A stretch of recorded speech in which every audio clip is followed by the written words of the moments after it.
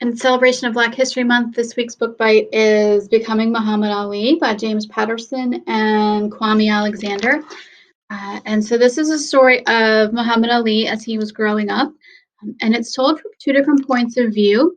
Kwame Alexander is an author who typically writes books in verse, so it's books that are written in poetry. Um, so he's the author of Crossover and Booked and Solo, and a few other books. And so part of this novel is in verse. It's told from two points of view. And the point of view of Cassius Clay or Muhammad Ali is in verse. And then it's also from the point of view of his best friend Lucky. And those are written in prose or more like you typically think of when you think of a novel. And so it's kind of combining both James Patterson's style of writing and Kwame Alexander as they tell the story. Round one. I remember everything. You probably would have too. The night was a piece of American history. The Clay family phone was a dusky black with a rotary dial, and it sat on a wooden table in the neat as a pin living room in the little house on Grand Avenue in Louisville, Kentucky. Some 20 of us were crammed like sardines into the room, waiting for that phone to ring. Waiting for Cassius to call home. It was February.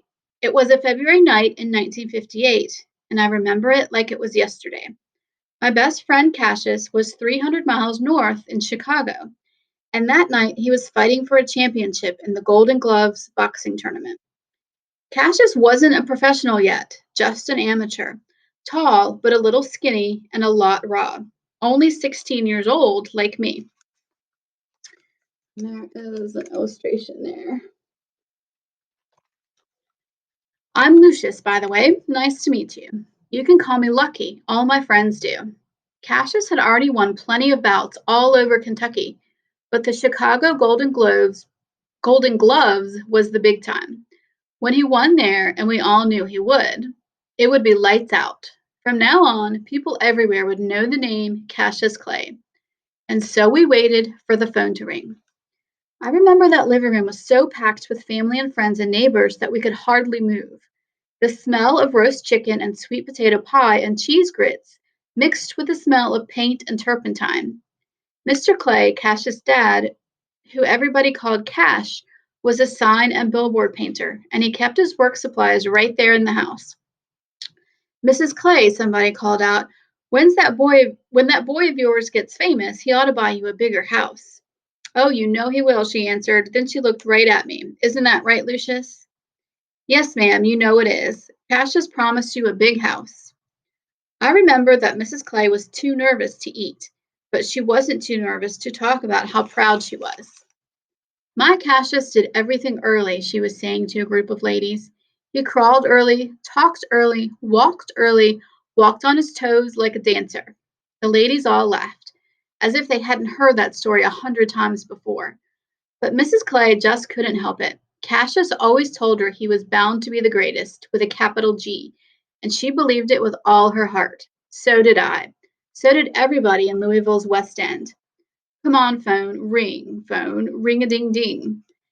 The men and boys around the room, including Cassius's little brother Rudy, looked at one another with big grins and made punching motions with their fists. The big fight should be over by now.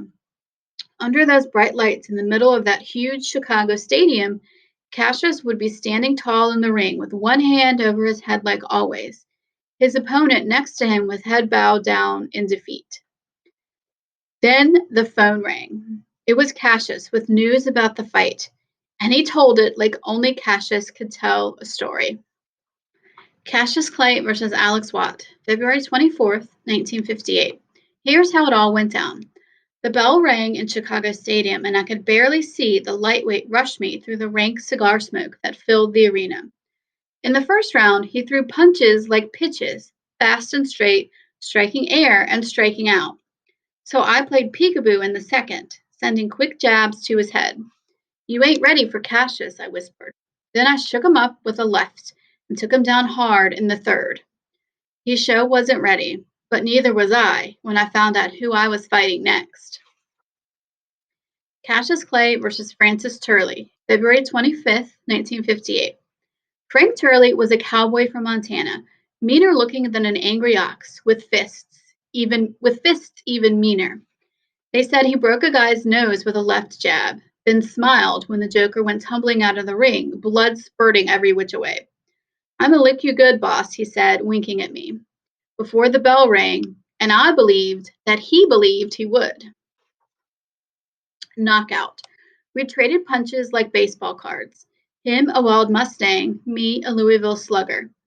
Back and forth, left and right, rough and rugged, till he cornered me with two lucky shots to the jaw that felt like kicks from a mule and sent me tumbling to the mat, wondering if I should just stay there. Long count. 1. While I lay there, the referee standing over me, counting to 10 to see if I could get up. I wished my father was sitting ringside shouting my name. 2. I thought about home, about 3302 Grand Avenue, and playing football in the backyard with Rudy, and 3.